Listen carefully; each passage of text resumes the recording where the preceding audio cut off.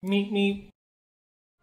Welcome back, boys, to another video, and today we're going to talk about the best RGB RTA heroes in the game. This comes as a result of a message I got on Discord of kind of like a mid-game player where he was like, I see these RTA videos and they have nothing but ML5s. How can I do better in RTA with just RGB heroes? What heroes can I build that will help me? So we're going to talk about that today. I have a decent amount of RTA experience. I've been Legend for like the past 2 or 3 weeks. We'll see if I can maintain it. But in my experience in high-end RTA, these are the heroes that I run into the most. So it's not biased. Again, it's not saying, like, I'm not trying to say certain heroes are bad or unusable or something, but this is just my kind of experience in how often these heroes are actually drafted by top players. So I'm going to break it down into 3 sections. Number 1 is super meta heroes. These are RGB heroes that show up in pretty much every single draft, and they're core components of any RTA team. Topic number 2 will be fairly common, where you run into them a decent number of times, but not every single match. Like, it depends on the player's playstyle. Some players will love these heroes, other ones won't use them at all. And then topic number 3 will be pocket picks, where they're fairly common, but mostly as counter picks or specific cleave units, where you would never use them outside of a cleave or a counter cleave or something like that. So these are kind of things that you don't need to have built, but if you want to counter some certain top players, it's a good tool to have. So let's get right into topic number 1. Super meta heroes. Heroes that'll show up in every single draft. Mr. Crow.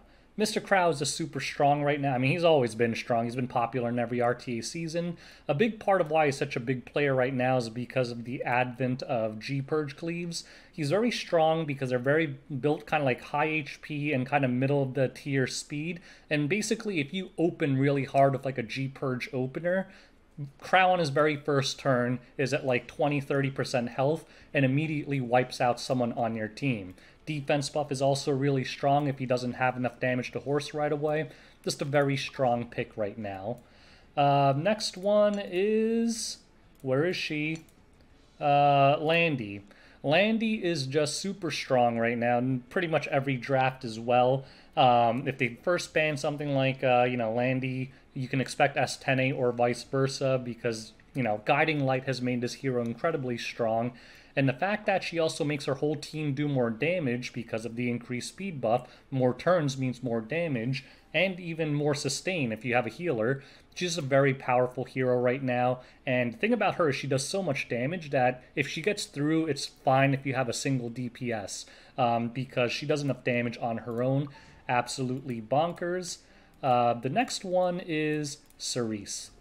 Cerise is also very popular as like a G-Purge counter. She works in both Cleave and Bruiser teams because she has a lot of lockdown, denies turns, stuns. At the same time, her damage is fine if you run her with like 1 or 2 other DPS because chances are you'll bring a DPS, so her S1 is basically piggybacking off of their damage. So she's really strong right now. Obviously she got buffed as well. Where is the hero I hate the most? There we go, Mr. Bazaar. He's been annoying forever, and he's still annoying. Basically, if you don't draft a bunch of fire heroes and your team doesn't have a cleanse, you can expect this to be drafted, particularly if you like Night Bruisers or even G-Purge or something. And the annoying thing about Bazaar is many players choose to build him differently, so you don't really know if you've never played them before. Some people like slow Bazaars because it tricks people when they actually are slower than like a Lilius or a Hufine, and they're like, what do I do now? My cleanser is going before the Bazaar, so...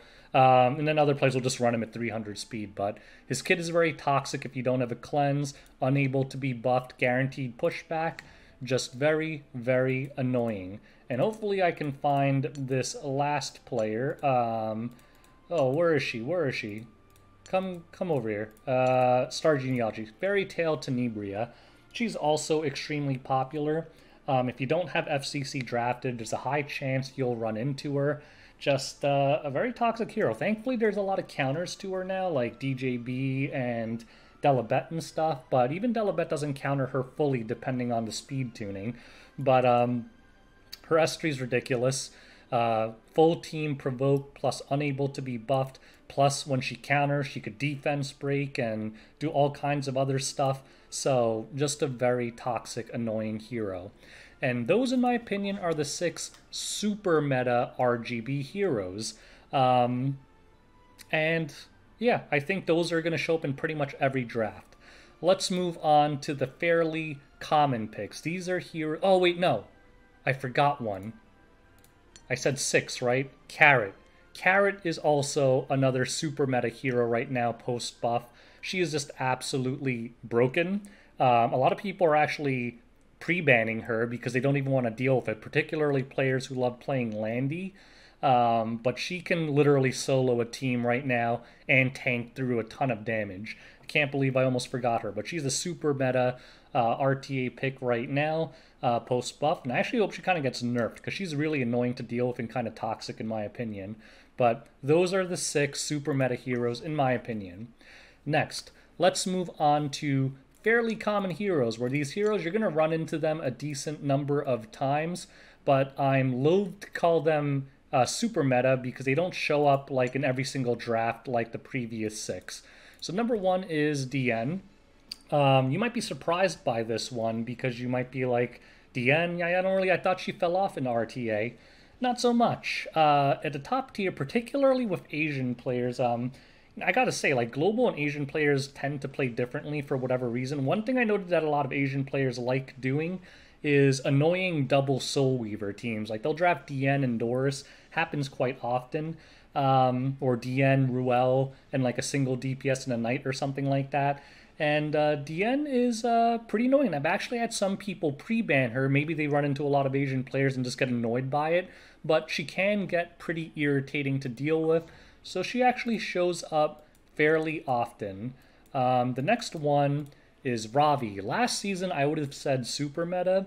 This season, she's more of a pocket pick than like, a mid pick. Like, I don't run into her that much, and I personally don't draft her that much. The only way I really draft her is if they go like a bunch of like low damage tanky heroes, and then I'll just pick Ravi and basically force them to ban her because, they'll never be able to kill her and she'll just counter them to death. So in certain drafts, she's still super strong, but I wouldn't say she's super meta anymore. I honestly don't run into her that much. The next is Flurry. Now, some of you guys might be surprised by this, and you guys might say, like, why isn't she super meta? Again, this just comes from my experience. I don't run into her that often anymore. I tried using her. I made like a 285 speed Flurry.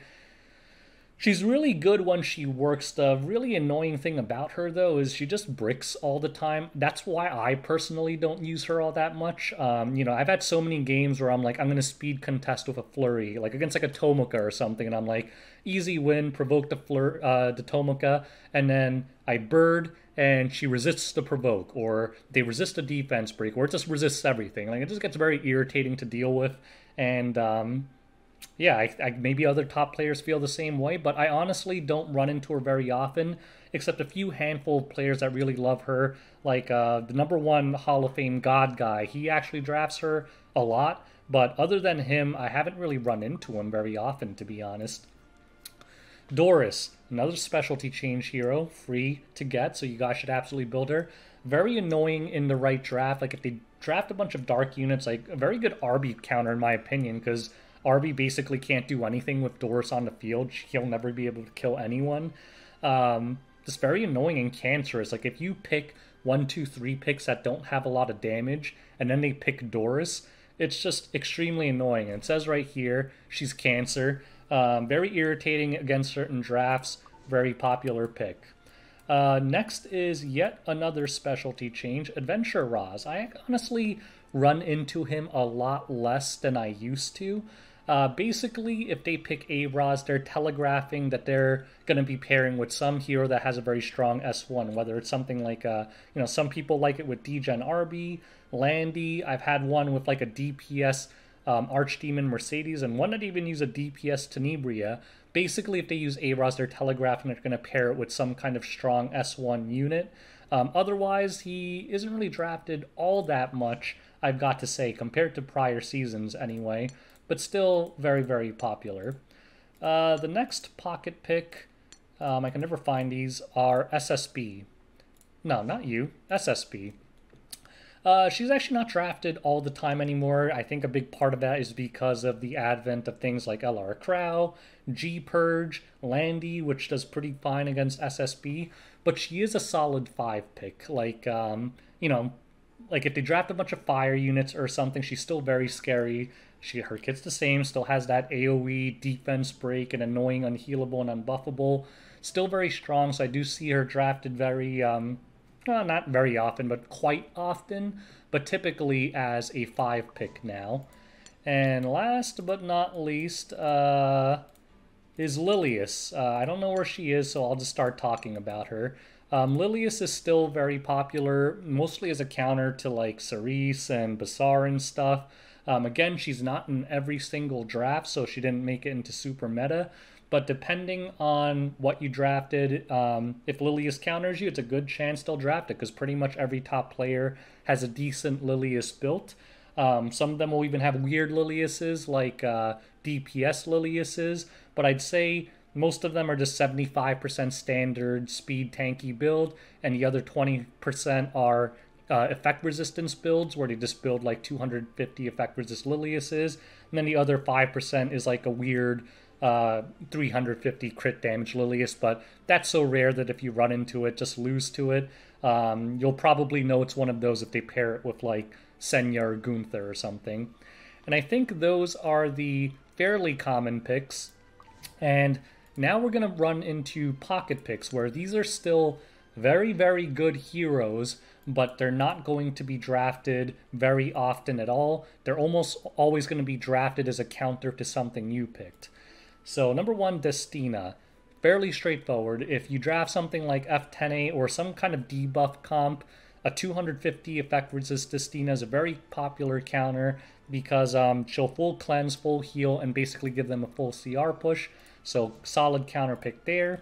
Same deal with Rowana, F10A or SSB. If you pick them and you let Rowana through, you're going to have a lot of pain because F10A's counter procs it, SSB's counter procs it.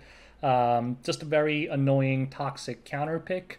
But again, if they don't have SSB, they don't have F10A, more often than not, there's no reason to draft her over something else. Next, most of these you'll pretty much never run into.